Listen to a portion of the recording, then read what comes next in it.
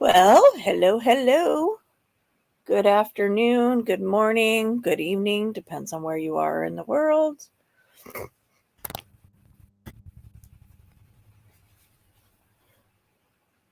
So I had this live scheduled for last week on Friday, but I was feeling um, not so hot. Um, Still don't feel real well.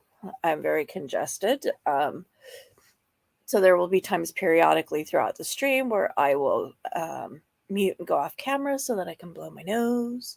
Um, but I didn't want to put the live off again. Um, uh, yep. Well, that's the joys of having multiple people in your house is that, the germs get spread with love. Yeah, I don't know. I don't know what this is. It's all sinus. My ears are really plugged up though. Like I said, and we've talked about that. I've had a headache. I've lost count, but I'm on like day 5 or 6 now with a headache.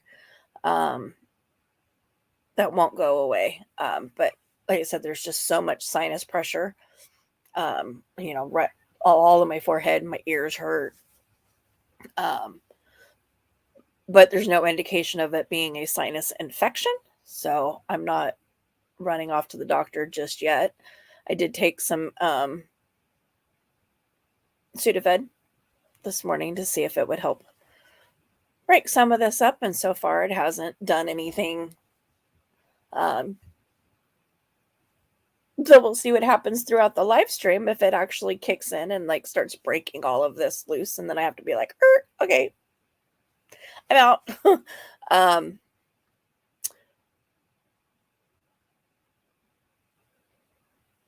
but yeah, not feeling well, but I'm here. So today, I figure we talk about confidentiality. Um, in 2022, I mean, anybody that's older than, I don't know, age 15 or so has at least surface level heard of HIPAA. But a lot of people, at least in my experience, don't know what it means, or or B, don't understand what it covers. Um, I think, being 2 years to 2.5 years into COVID, um, and coming up on a year post mandated shots in order to be able to do anything. Um, Even people that didn't really know what HIPAA was, at least heard that rally cry. It's a violation. It's a violation. It's a violation of my HIPAA. You can't make me show you anything. That's a violation of HIPAA. It actually is not. HIPAA does not. Um, so, how do I say this? I am not a protected entity. I'm not a covered entity under HIPAA as an individual because HIPAA is very specific in what is a constituted um, covered entity. Um, HIPAA is written to protect a patient or a client from their records being disclosed by professionals, not by each other, not by yourself, um, and not from non medical or mental health services. Um, so, yeah, I heard that rally cry a lot when the shots came out in 2021. And exactly. It's a violation of our personal rights to medical care and to our own personal privacy. Um, but it's not a HIPAA violation. Exactly. Hi, Sophie. And the reason that is like I said, HIPAA has a very defined population that it covers. So it covers your medical doctor, it covers your mental health therapist, it covers your drug and alcohol counselor, It covers the billing department within all of those agencies. It covers all employees and business associates of those covered agencies. So using the shots thing as an example, that rally cry, a grocery store demanding that you show a vaccination card in order to enter is not a HIPAA violation, because a grocery store is not a covered entity. It is not a medical or mental health professional, right? HIPAA is the Health Information Portability and Accountability Act. It is written for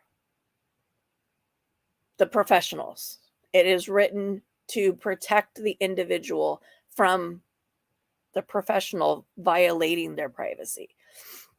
And yeah, like Minnie was saying, it is a violation of our personal rights. I shouldn't have to disclose my medical information in order to go grocery shopping. I mean, where is that logic even fall?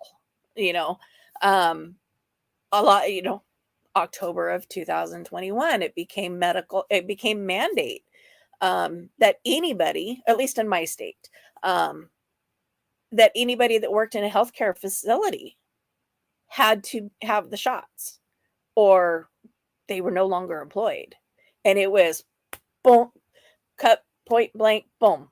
And I mentioned that when I did my piece on COVID, it was that I don't recall whether that was a nationwide mandate or if it was just within my state. Can't remember that. But there were lots of reasons for people to fight against the mandated vaccinations, but using HIPAA as their rally cry just made their argument completely incredulous. I mean, you were basing your argument on completely rocky foundation. Yeah, colleges too. I mean, even online, 100% online schools. Make that make sense. 100% online schools also had a mandate that you had to be vaccinated to attend. So I'm at home on my computer, exposed to no one, and yet in order to get my education, I have to get the shots. I mean, that make a whole lot of sense. But yeah, Sophie, that's like I was saying, I can't. I mean, I know there was a lot of stuff that the CDC put out, and that a lot of states were following whatever the CDC recommendations were. But I don't remember whether the shot mandate was actually a nationwide thing. If that makes sense? I live in an at-will state, so there was no arguing against it, because they can in Washington, they can fire you for absolutely no cause and with no notice. Oh, hi Chantel, I'm sorry I missed you coming in. Oh, so Sarah, it wasn't nationwide?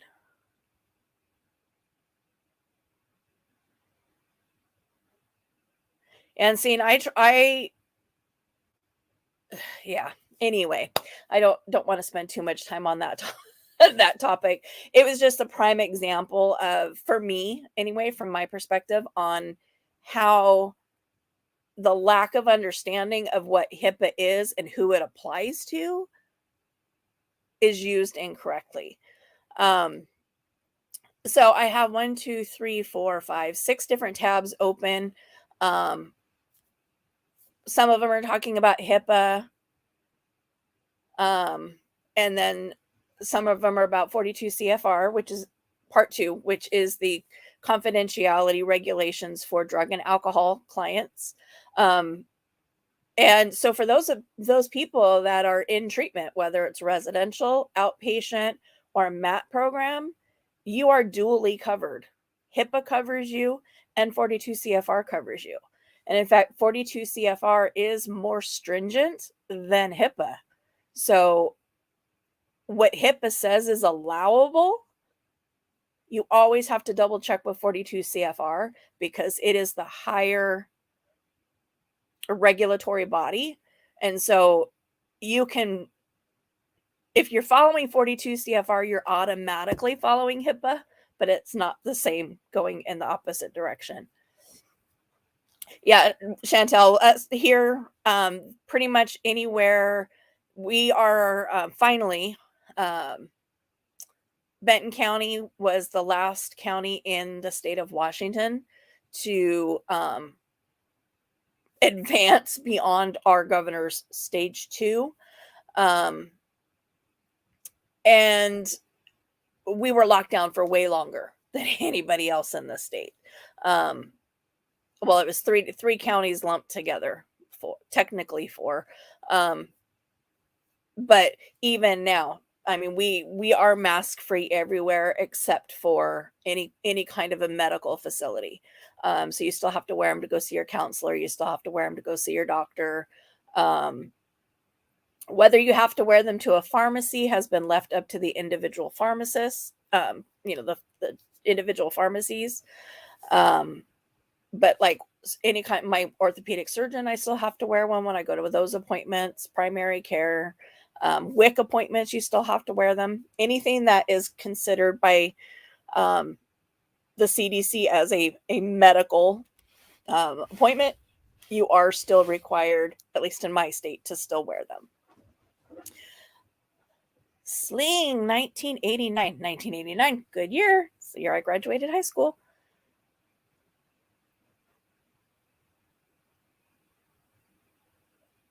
Yeah, and unfortunately, like Sophie, is that when you're, that in and of itself is a medically vulnerable population typically, just because they're, especially those that are early in the program, because they've recently been exposed to all kinds of different stuff that puts them at risk. And therefore, coming into a clinic in an open setting puts everybody at risk.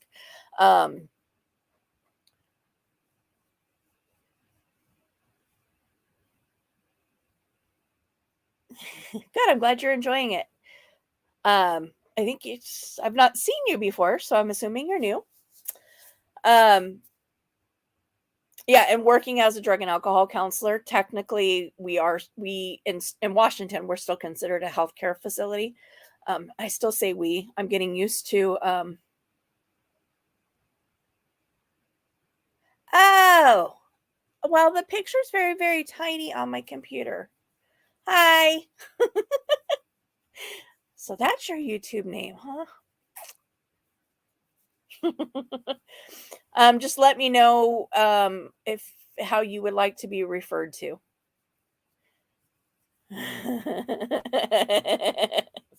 Father to your grandkids.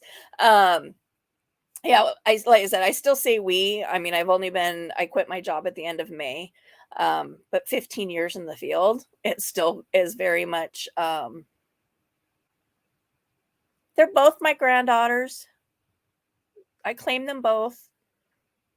I even claim the other one as my grandkid, so but you're only dad to 2 of the 3. David is fine. All right. Wow, see, I'm very clouded. So I should have like made myself bullet points so I'd stay focused.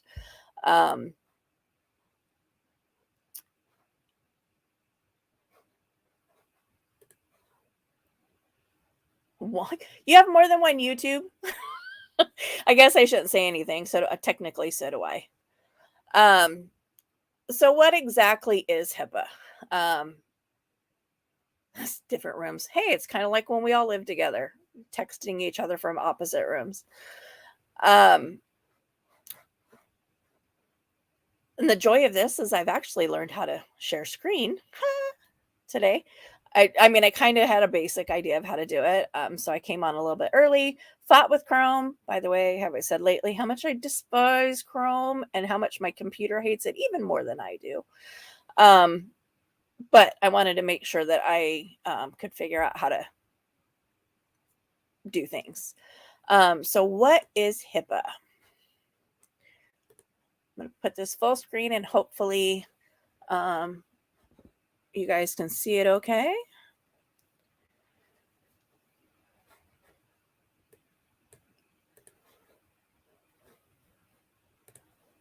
Oh, let's see.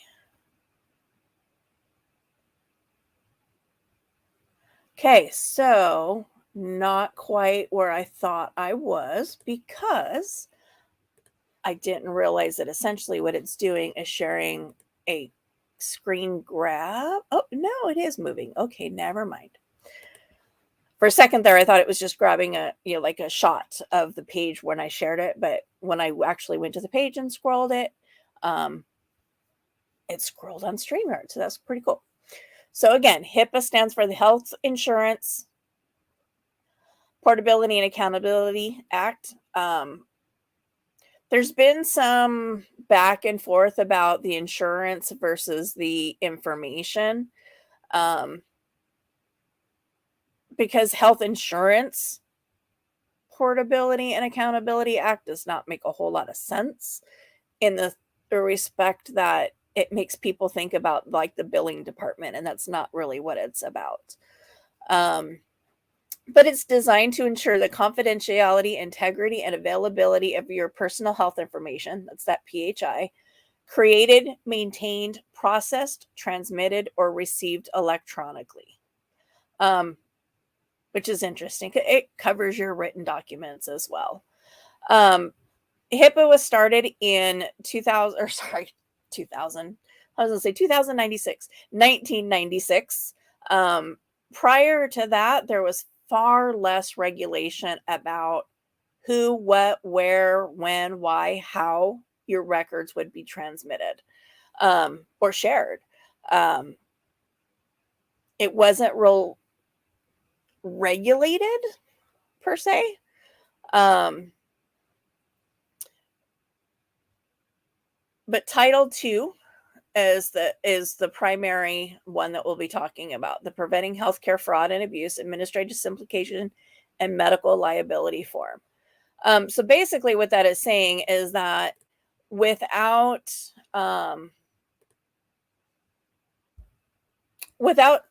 having a release of information, no medical provider should be releasing any of your information, with the exception of a few instances. Like with need to know information can be released without your permission to, say, emergency personnel. So if I've got a client in my office and they have a heart attack on my office floor, HIPAA says I can call and tell, emergency dispatch. Oops, let me go close my door so shark stays out. Oh.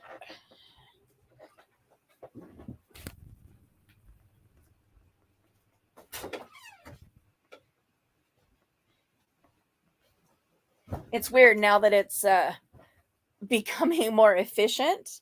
Like before, it would run from 10 to 11, and then it would go back and charge, and it wouldn't run again until 2.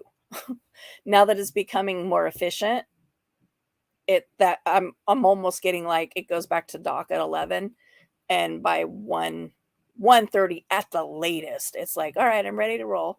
So I'm having to readjust my own schedule to my vacuum.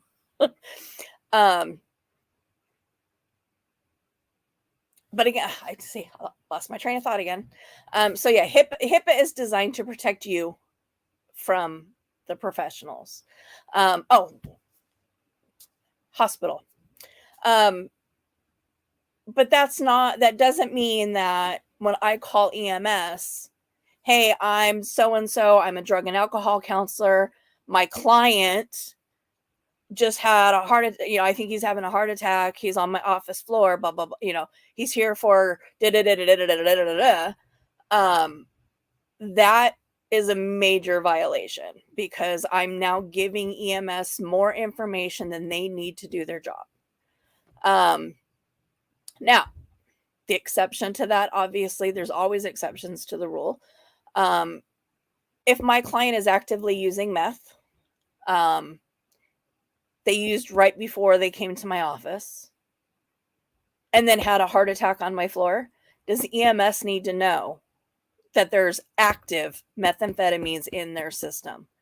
Absolutely. And 42 CFR covers my butt in being able to disclose that that client is indeed a drug and alcohol client. But under normal circumstances, you are only allowed to disclose what is necessary for them to do their job. Billing associates or business associates, like your the cleaning crew, the janitorial crew that comes to your office building, they are bound by HIPAA, believe it or not, because they come in and while they are vacuuming your floors and they're cleaning your toilets, they're seeing and hearing your clients. Yes, it's so that they can learn what kind of treatment might be necessary.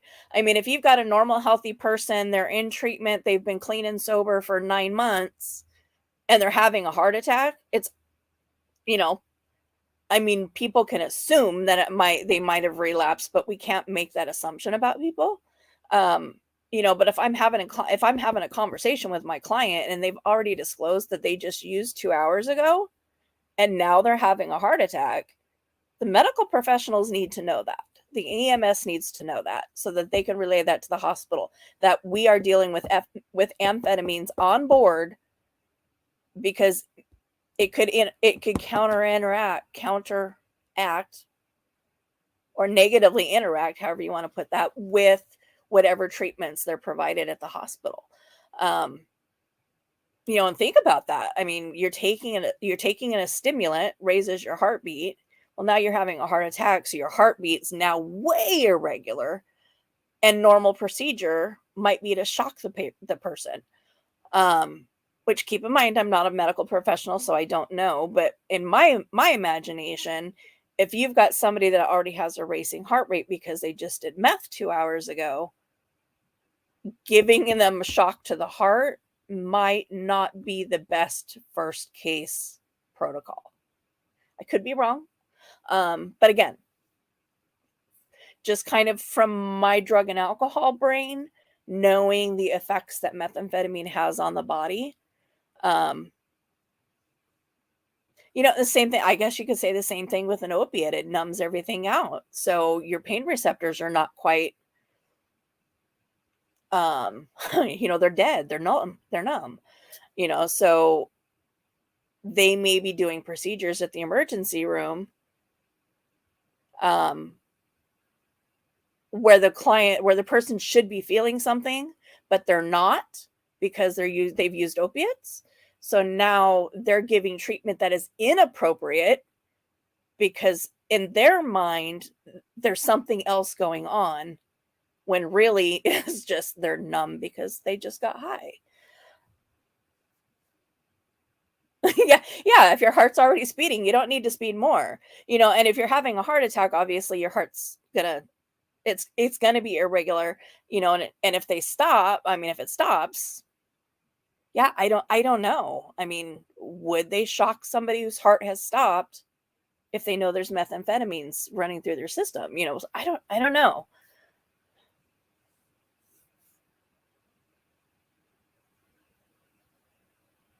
Yeah, I don't know. I'd have to like look more into that, just out of curiosity. I am a curiosity kills the cat kind of person. I am yeah, I'm always looking to find out new information. So scrolling down, so this just kind of talks a lot about the administrative simplification, why HIPAA came about. The the landscape under which HIPAA came to be, what those regulatories were beforehand, the rights or lack thereof that a patient had um, prior to HIPAA.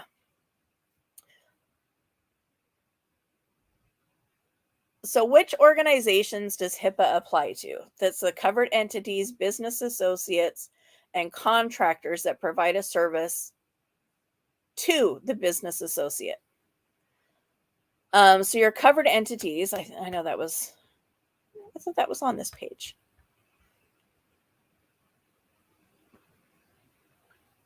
Okay, let me scroll back up. Sorry. I thought it was on this page. Covered entities are identified as health plans, healthcare clearinghouses, and healthcare providers who electronically transmit PHI, your personal health information, in connection with transactions for which the Health and Human Services has adopted standards.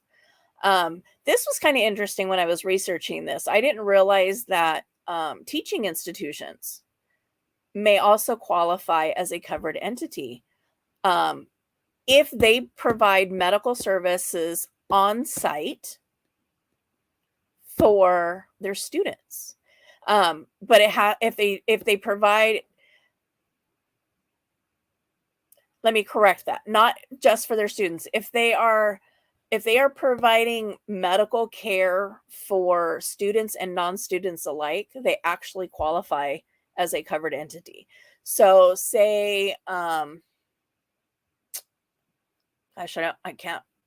not thinking of a really good example, but say Job Corps. We'll just use that as an example. Medical care comes automatically as a student of Job Corps. Is it the best medical care? No, it's kind of like being on state insurance. You get the doctors that are contracted and, you roll with it.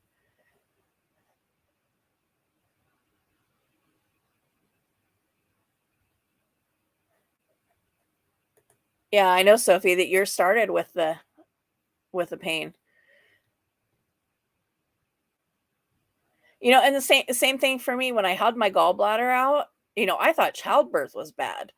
Holy crap! I would have 12 more children at a time, like in a single delivery, before I will ever, ever, ever want to have a gallbladder attack as bad as the one that sent me to the emergency room. That was horrible, and I ended up having, and then after the surgery, oh, I thought the pain of the gallbladder, the gallstones was bad enough, but after the surgery, there's no way. I have a pretty dang high tolerance for pain, and I was like, give it, because I couldn't move. Everything, it hurt so bad. I could not believe the pain.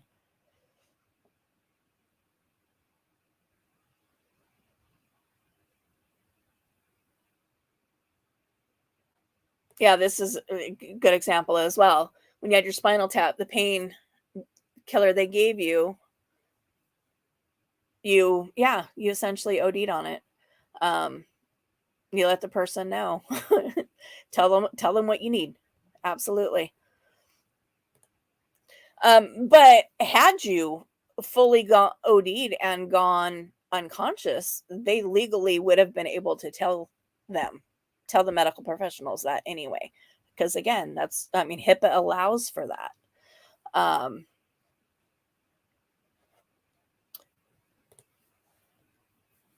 So the privacy rule addresses the use and disclosure of information that PHI by entities subjected to the privacy rule.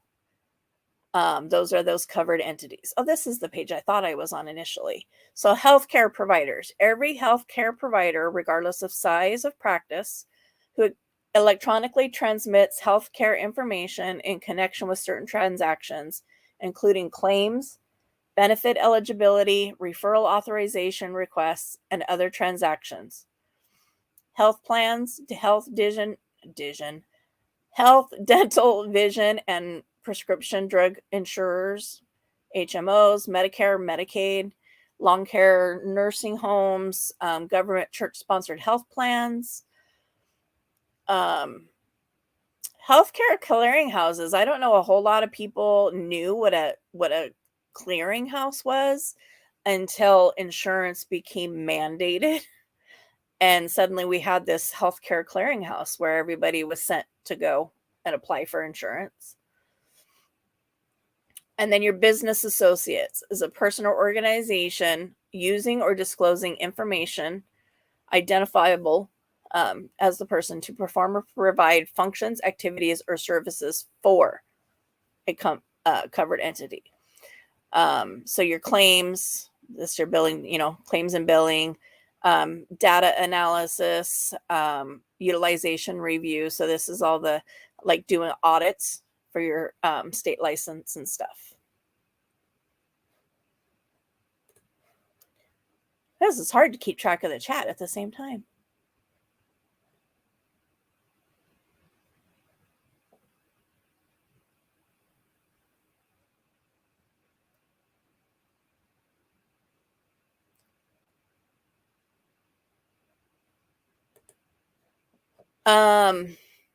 No, because the manager at Verizon is not a covered entity. Now, if you were required, she did mean hypertension, not hyperpigmentation. That's funny. Autocorrect. So say that you submitted documentation to your employer to get accommodations at work because of that hypertension. They would then be a kind of like a subcontracted covered entity because they have now been given medical information for employment purposes, and they kind of de facto become they fall under the umbrella of HIPAA, but it's much harder to prosecute them for violating that simply because they are not a straight up covered entity. Does that make sense? That's why it's not a HIPAA violation for grocery stores to require a vaccination card, because they're not a medical provider and they don't work with a clinic. So permitted uses and disclosures. Let me share that again. I keep forgetting to do that. You guys probably getting to see all kinds of faces. Where'd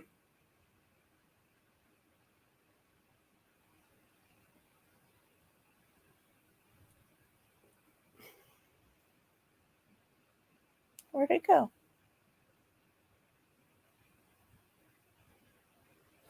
Oh, I'm on the wrong page. That's why. So this is what, without an individual's authorization, disclosure to the individual. So this seems funny. That, I mean, it seems like it would be a no-brainer that they're not violating HIPAA by giving you your own medical records. But the reason this is in here is because someone at some time tried to sue a company for that very thing. I mean, that's why most regulations are put in place. At my old place of employment, when a client wanted a copy of something from their files, we actually had them sign a release of information to themselves. Just not because legally we needed to do that, but it was more of a CYA thing. So that way nobody could come back and say that we illegally gave them stuff. So treatment, payment, and healthcare operations. The opportunity to agree or object to this disclosure. So this is talking about like, so again, with my client, the court system wants access to their records. They want some information. HIPAA allows for the client to agree or object. They have the right to say, no, I don't want to sign a release of information. I don't want my drug and alcohol records being released to a court. They have the right to say that. They just need to be prepared that there's probably going to be some consequences that come along with it. Incidents to an otherwise permitted use or disclosure, limited database for research, public health or healthcare operations. So yeah, your local health department can come in and audit records for, and it happens more on the medical side than mental health, but they can come in and audit those medical charts to look at how many patients within the last 6 months have reported or tested positive for Hep C, for example. And they can do that without your permission because it is considered a public health concern. And it is a public interest for the health department to know how much Hep C is running around its community.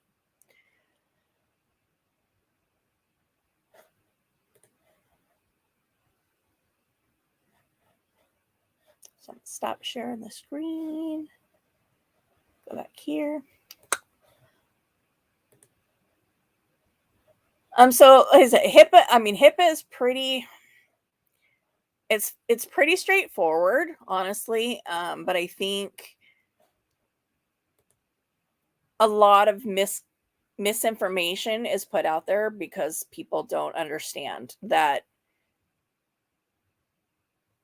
while it is designed to protect you as the patient or as the client, depending on what the service is, what state you're in, it doesn't necessarily, I don't know how to say that. It applies to you, but it doesn't apply to you, if that makes sense. It applies to you in the respect that it protects you, but it doesn't apply to you in the respect that everything applies. I don't know if I'm making sense. So 42 CFR, that's the Code of Federal Regulation. It is a huge document. 42 is the title number. So Title 42 of the Code of Federal Regulation, and then Part 2. Part 2 is the part that talks about substance use and drug and alcohol records. Like I was saying earlier, 42 CFR is a much more stringent level of confidentiality than HIPAA. So as a drug and alcohol counselor, if you are following 42 CFR, you are automatically following HIPAA. There's a few idiosyncrasies where they conflict. However, you're not going to face a HIPAA violation because you followed 42 CFR. But it will happen the opposite way. Now, 42 CFR came about because, again, it's about protecting you as the client. Nobody, I've told clients before that, nobody has ever been denied employment or housing or, medical care because they're diabetic, because they have high blood pressure, because they have cancer. But you bet your butt people have been denied all of that simply because they've used a substance. Now, so 42 CFR goes above and beyond in making sure that your drug and alcohol history is protected and not released to the general public. Now, if you choose to disclose that information to an employer, you cannot then turn around and say you're violating 42 CFR because you have disclosed that yourself. Kind of the same with HIPAA. You can't disclose your medical information and then turn around and be like, you have to protect you. No, that's a violation. No, it's not. You self-disclosed.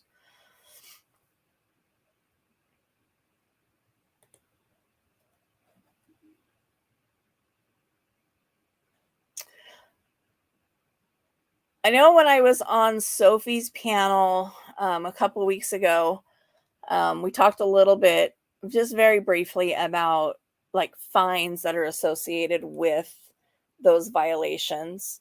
Um, and I found it interesting when I was doing some research, because I know drug and alcohol. Um, I know what 42 CFRs punishments are, but um,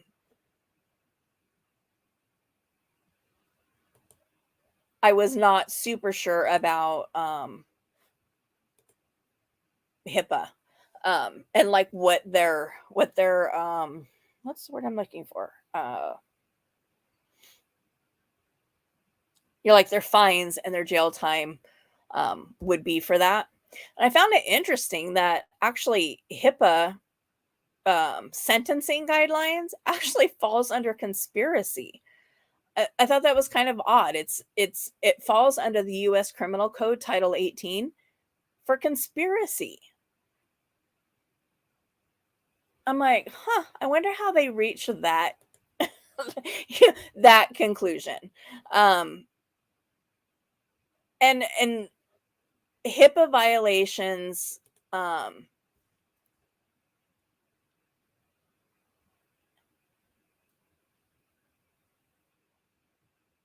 exactly. Exactly, sis.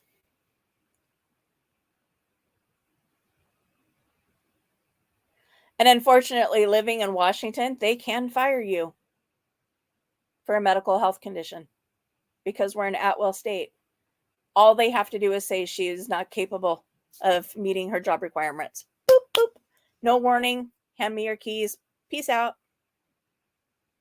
They don't even have to give you a 2-week notice, but they expect the employee to give a 2-week notice if they're leaving. It's kind of a, uneven playing field there. Um, so what I was finding for the HIPAA violations is very different than 42 CFR, which again I thought was very interesting. Just a straight up HIPAA violation, it could be 5 years or $5,000 for every incidence of that violation. So, Jane Doe hears from 3 different people that you told them their PHI. As a medical professional, you told them their history, their medical stuff.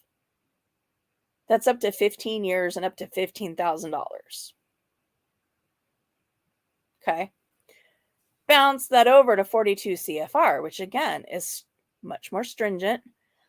The consequences of violating somebody's drug and alcohol history, for every one proven violation, 10 years and up to $50,000.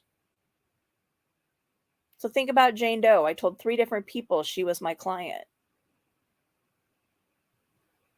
30 years, $150,000.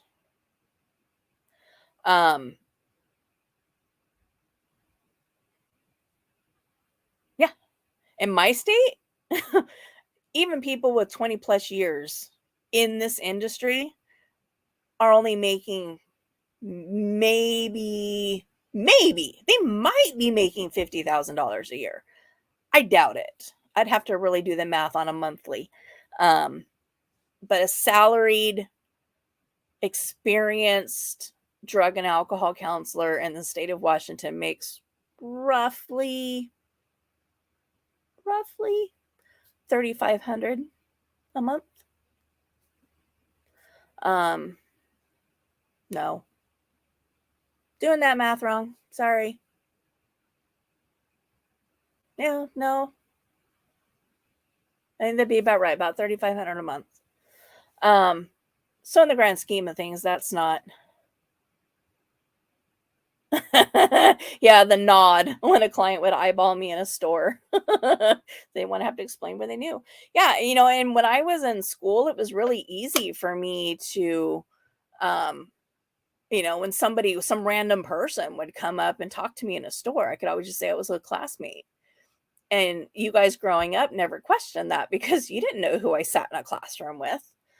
Well, when I finished going to school or, in-person school, um, and strangers were still coming up to me, it was just kinda like, Okay, well, they're not in our 4-H circle. They're not in our scout circle. It must be one of our clients." So yeah, my kids got very good at recognizing, those subtle signals, um, that it was probably a client of mine. Um, so some differences between 42 CFR and HIPAA. Again, like I said earlier, there are things that HIPAA covers, um, that 42 does not, and vice versa. This document was put out by an attorney's office, which I thought was really interesting. But when I cross-referenced their information, a lot of what they got and a lot of their infographics, they actually got. Ooh, I don't know if you guys heard that. That was my Pepsi can, off the SAMHSA website. So, um, I just kind of want to get to the part where it shows the differences between the two. Here we are. So HIPAA, 42 CFR. See, if you notice, HIPAA is also 42 CFR, but it's part 164. Whereas, I don't know if I'm sharing my screen.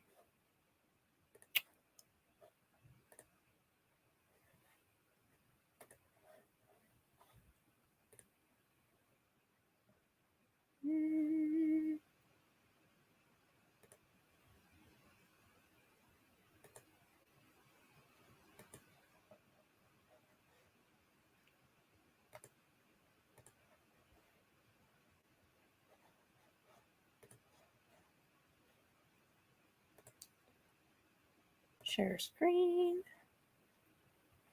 Chrome tab. Blink. Gotta clicky, clicky, clicky about.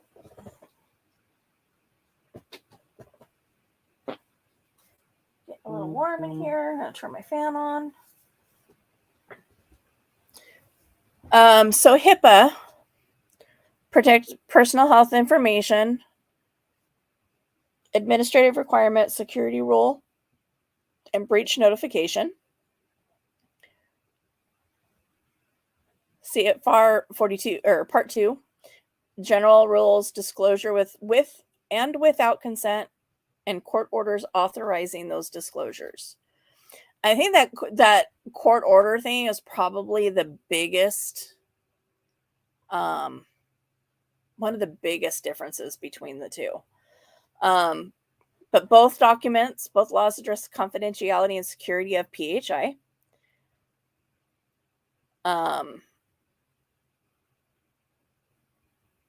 Whenever in question, always comply with the most restrictive.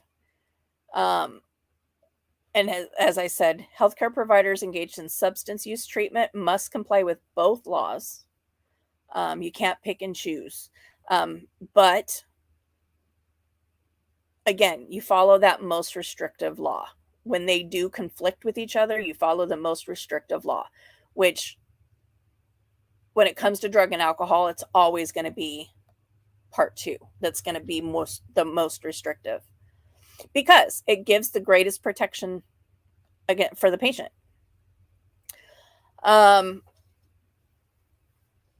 So enforcement and penalties. Oh, see, this is given some different information, which is interesting. Civil penalties, $112 to $55,000 per violation. Mandatory penalties of $11,182 to $55,910 if act with willful neglect. You intentionally violated a client's information. And yes, you can accidentally give out information. Think about being on some of your YouTube channels and how people get doxxed. There is an accidental doxing of somebody, and then there's a purposeful and intentional dox of somebody. So if they can prove that you were willfully neglectful with that person's PHI, I mean, you just ended your career, essentially. So, criminal penalties, 50,000 to 250,000, up to 10 years in prison.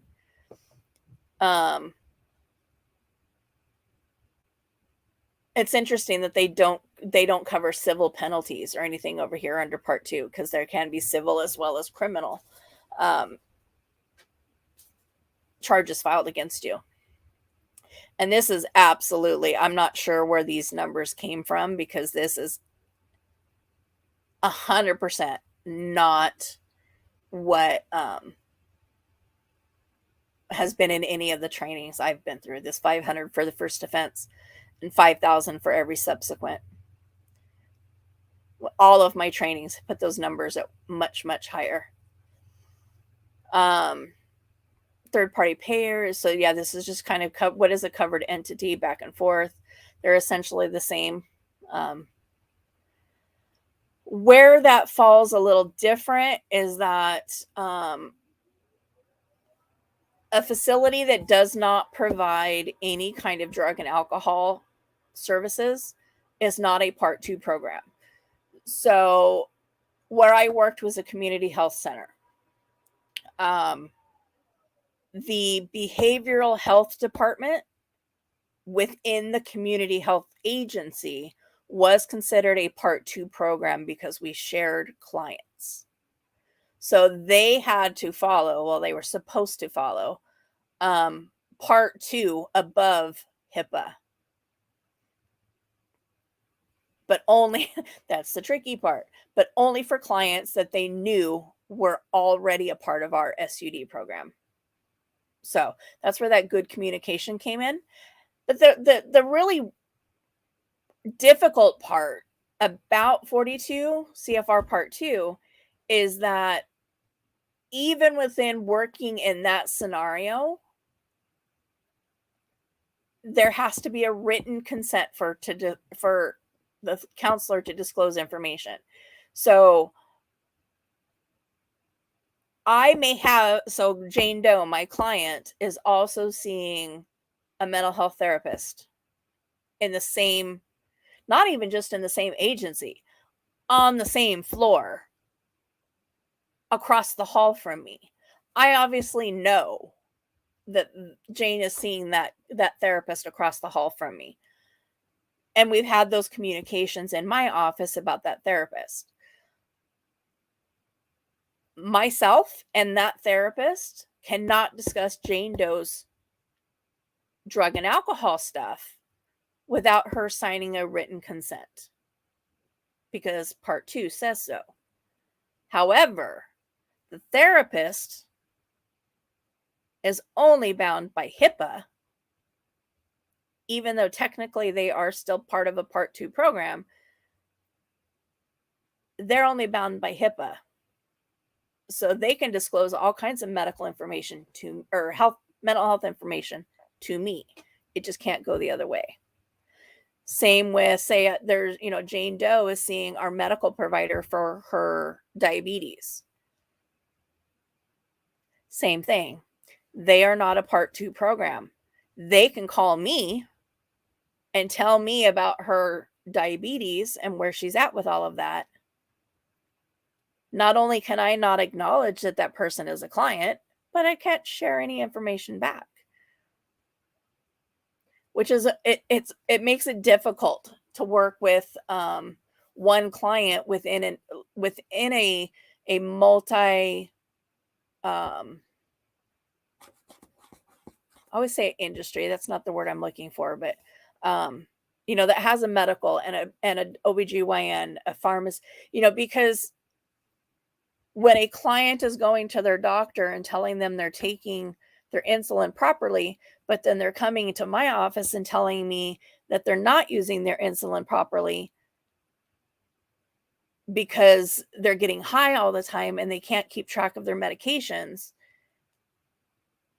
their medical doctor needs to know the truth. Well, if that client is not willing to sign a release of information for me to have that conversation with their primary care doctor, they never get that information. It just comes out as, whatever the client is choosing to tell.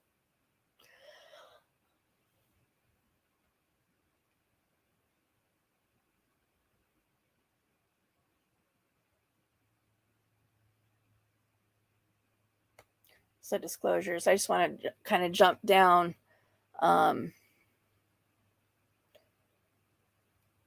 This is also a big part of that part 2, is that you cannot use 42 CFR Part 2 protects you as the client from information given to your drug and alcohol counselor to be used against you in a court of law. So think about that. If you've developed a good rapport with your drug and alcohol counselor, you're disclosing a lot of information about probably about your daily activities, right? People come into treatment, especially in early recovery, or like Sophie was saying, going into a MAT program. If you have found a way to use a system and still get high because you're not ready to stop quitting, you bet your butt you're going to use it. You're going to figure out a way to manipulate that system. And we get that information. We know that as the counselors. We hear it. Their clients are, you'd be surprised how open clients are with their drug and alcohol counselors. But 42 CFR Part 2 says, doesn't matter. Client can come in and tell me that they sold heroin to a 12-year-old. Can't do it. 42 CFR Part 2 says, sorry. Can't say anything. The exception to that would be if they are a parent saying that they gave their 12-year-old child heroin. That is reportable to CPS, but not to a legal entity. This is interesting too. Part 2 also prevents any agencies from putting undercovers or informants into a treatment program to gather information.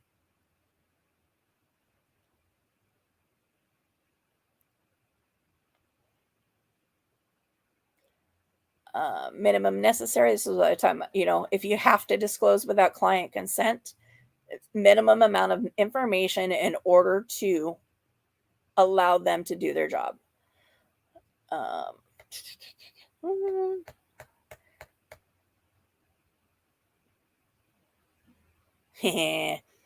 Dealing with minors. Oh my goodness. If anybody that's listening either in the live chat or let me jump back over here so I don't even know.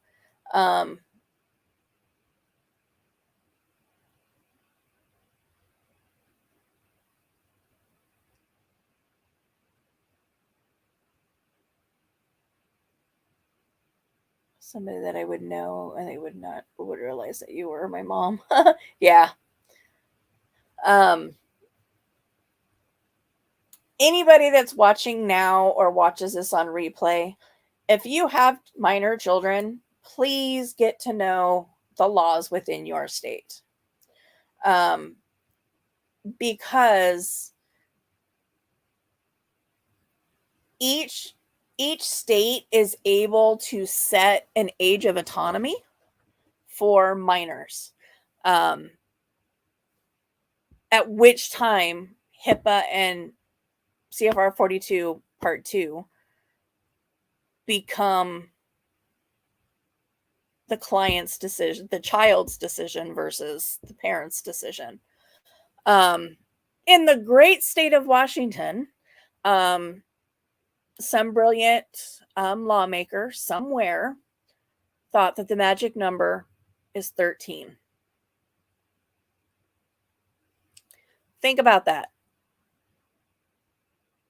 At 13, when it's been psychologically and developmentally and medically documented that a 13-year-old's brain is not fully developed and that they lack the ability to make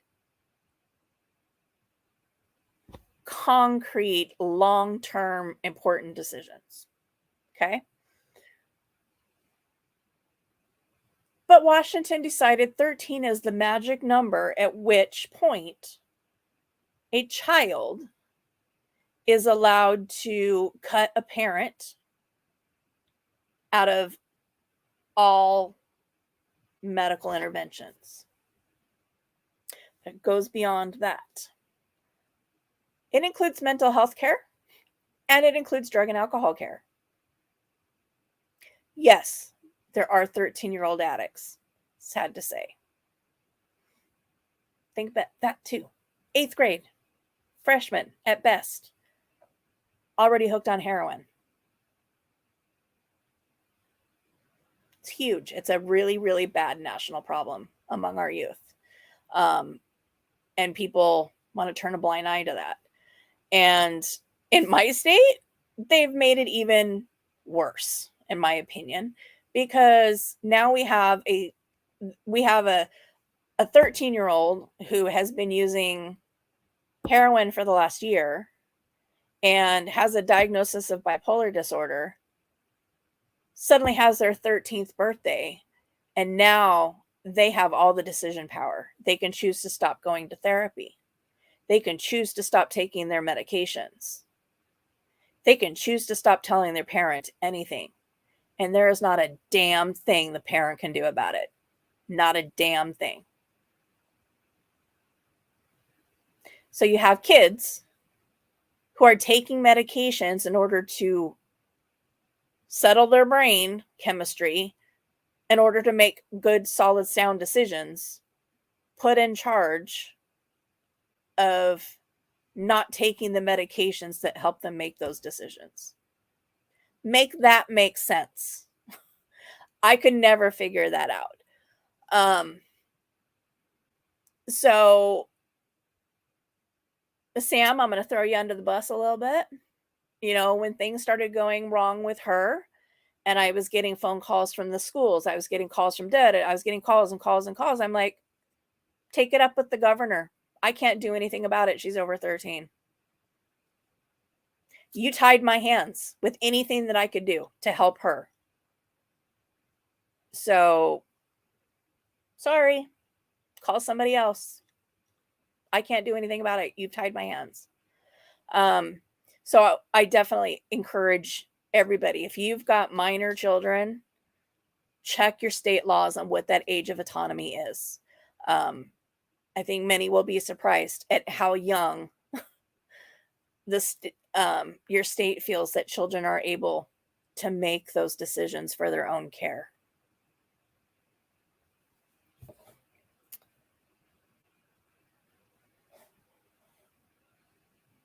I go back to the screen. 13. Oh, it always drove me crazy.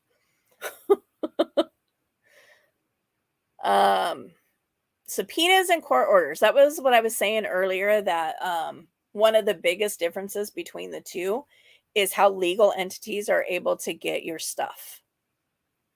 Now, as you can see here with HIPAA, they may disclose so a treating agency, whether that's a primary care doctor, a mental health, or a substance use program, they may disclose, medical or mental health may disclose if they have an order or a subpoena signed by a judge. A subpoena is all that is needed. Subpoena is all that is needed for your information to be disclosed under HIPAA without your consent. Okay? 42 CFR Part 2, again, the more stringent of the two, but it only applies to drug and alcohol patients. So if you are only a medical patient or you're only a mental health patient, HIPAA is your only regulating body for your confidentiality.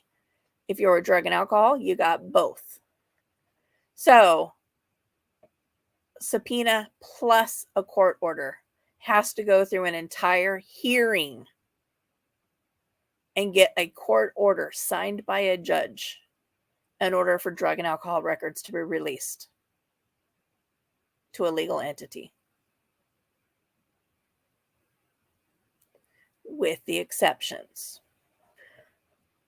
If it's to protect life or serious bodily injury, if it's an extremely serious crime committed by the patient, criminal prosecution, or to investigate the program.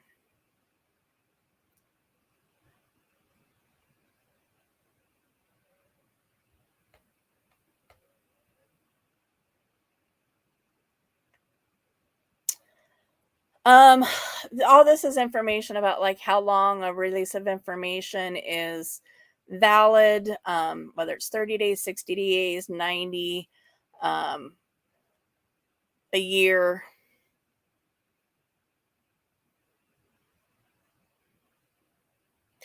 I thought this always caught me off guard and is interesting as well.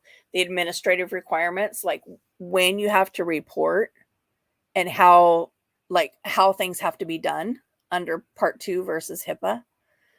You know, HIPAA, you're required to have all of this stuff. You have to have, the HIPAA rules in plain view. You have to have policies in place for protection, how you're protecting records, where they're locked, where they're stored. Are you double secured? How do you respond to complaints? What is your reporting procedure?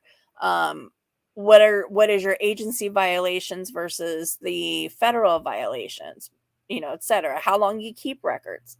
None of that is addressed by 42. None of it. Most places that I've worked at follow these regulations regardless. Because again, just because it doesn't say it in 42 doesn't mean you can violate HIPAA. So 42 doesn't say it, you must revert back to HIPAA and do what HIPAA says.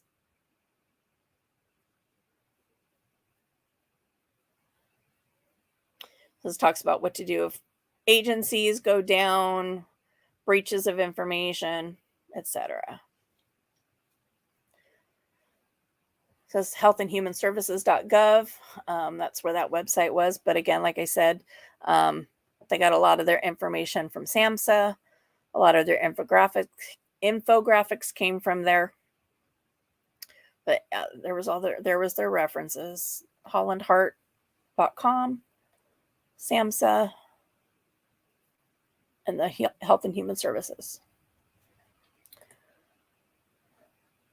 So does anybody have any questions about HIPAA 42? Although I think there's only 2 people left in here, and I know you're one of them, sis. Yeah, the schools definitely don't do anything to help, and I think a lot of ways too, the schools are also, their hands are tied even worse, I think, than parents a lot of the times. One of the schools are big referral sources for drug and alcohol. Well, they were prior to I haven't had to say it now. I can't remember it. State v. the law that changed last year that made possession of drugs not a criminal offense. That applies to minors. I couldn't believe that when that law came out, and I was reading that and found out that this new law that now says that anything below what has been determined as personal use amounts of heroin, pills, benzodiazepines, methamphetamine, as long as it's deemed under personal use amounts by whatever governing body that's supposed to be so brilliant to decide that, applies to minors. So since when I mean, it just so now minors can possess personal use of heroin and not get in trouble. Picture that. Does that even make logical sense for anybody? That and that was a federal law. That was, yeah.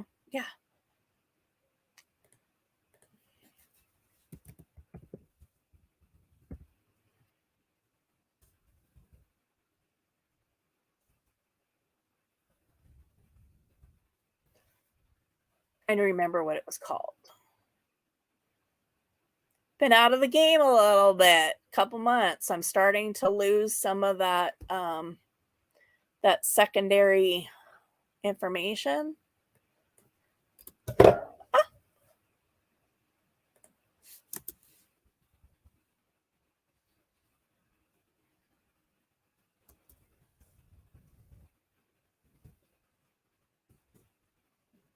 How loud is my keyboard, I wonder?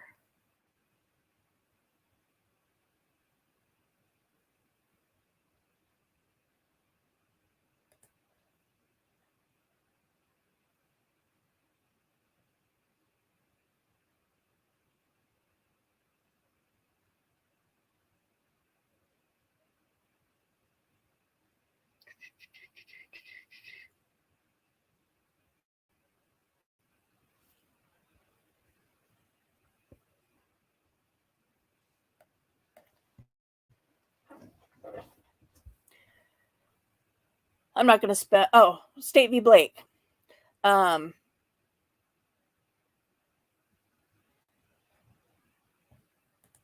not going to spend too much time looking for it, but hey, if you're going to say it, Sam, say it right. It's HIPAA. Although Samsung seems to think it's HIPPA because every time I try to type it correctly, it autocorrects me. I'm like, Samsung, get it straight. HIPAA. Fix your dictionary. Yeah, State v. Blake. It was it came down from the Supreme Court that overruled state regulations that said it is unconstitutional to hold somebody criminal liable for personal use substances. So even though they're still listed on a federal level as illicit substances and illegal to own, it's not illegal to own it. And I don't get it. But yeah, and it applies to minors. And so it really tied the hands for schools in even like getting marijuana off campus, let alone the harder substances. Hi, MTT. How are you?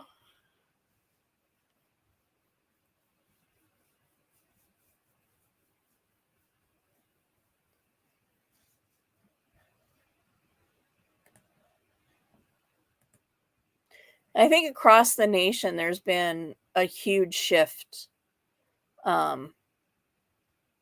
in those laws that govern like jail time versus diversion and stuff like that for people that are caught in possession of substances. Ugh, an X-ray? What did you do?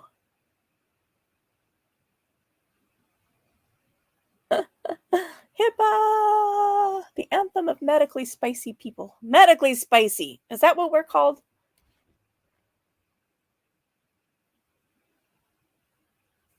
That is not good. Oh, ouch. Ouch. Oh, Sam, you know all it well. You fall upstairs more than you fall down them, but ouch.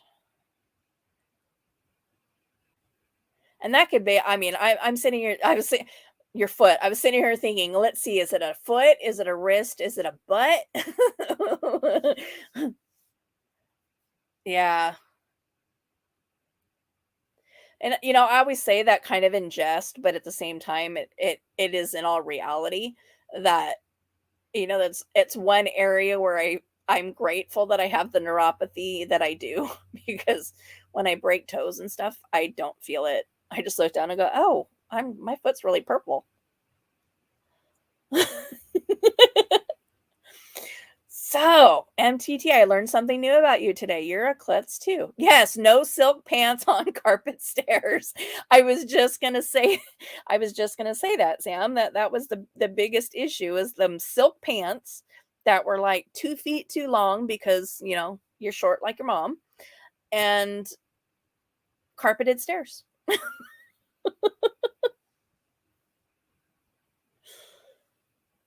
Oh, MTT, I do feel your pain though. I mean, not literally, because like I said, I break things on my feet all the time and don't feel it, but um yeah, I hope it yeah, I'll keep you in my thought. When did that happen? Because you were in it must have just happened recently because you were in Brooke's Live this morning, weren't you?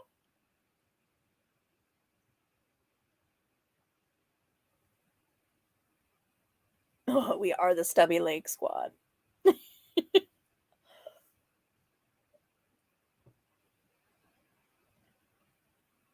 Well, and I think Brooke said she's like 5'1" or something. She's pretty short too. Oh. Oh, yucky. Oh, so yeah, you're probably still like throbbing.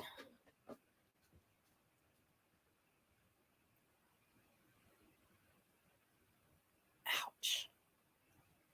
Well, make sure that if you want any information released to anybody that you sign a release of information. Otherwise, your hospital is violating your HIPAA privacy.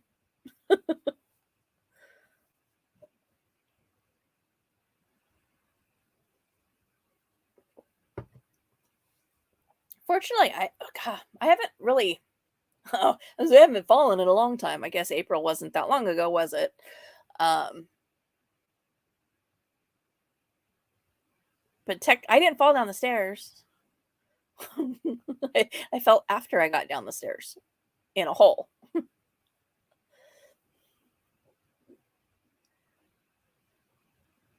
Oh, good. I'm glad that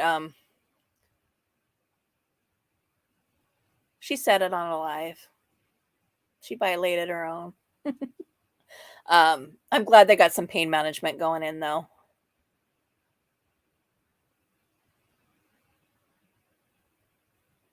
Yep. Single air molecules, single grains of sand. Doesn't take much.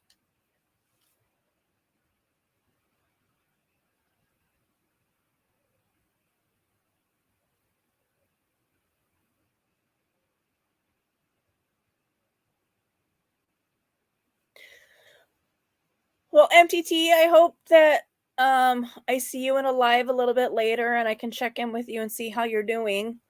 Um Hopefully it's not a break.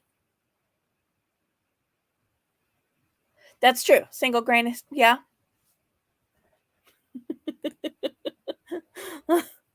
Single grain of sand is half my height. I agree. We are the stubby leg squad.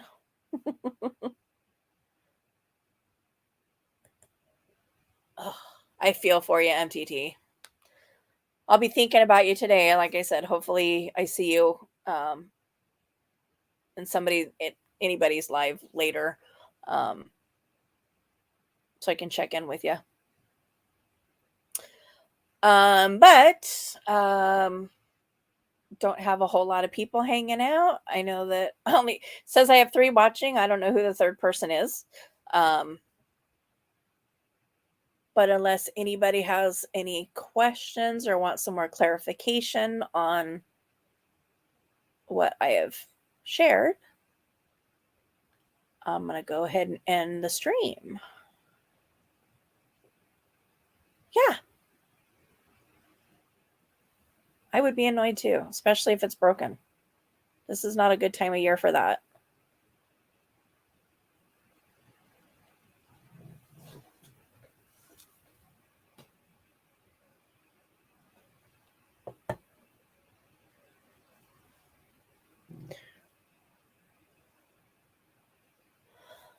Alrighty, so I'm gonna go ahead and hit the outro and work on ending this out so I can get back to doing some adulting around here. I was kind of inspired by I wish that cleaning my room was going to be as fast as it would look in the video, but it's not really going to be that way. You too, MTT. I'll catch up with you soon. But yeah, probably try to get some adulting done before I have to worry about dinner.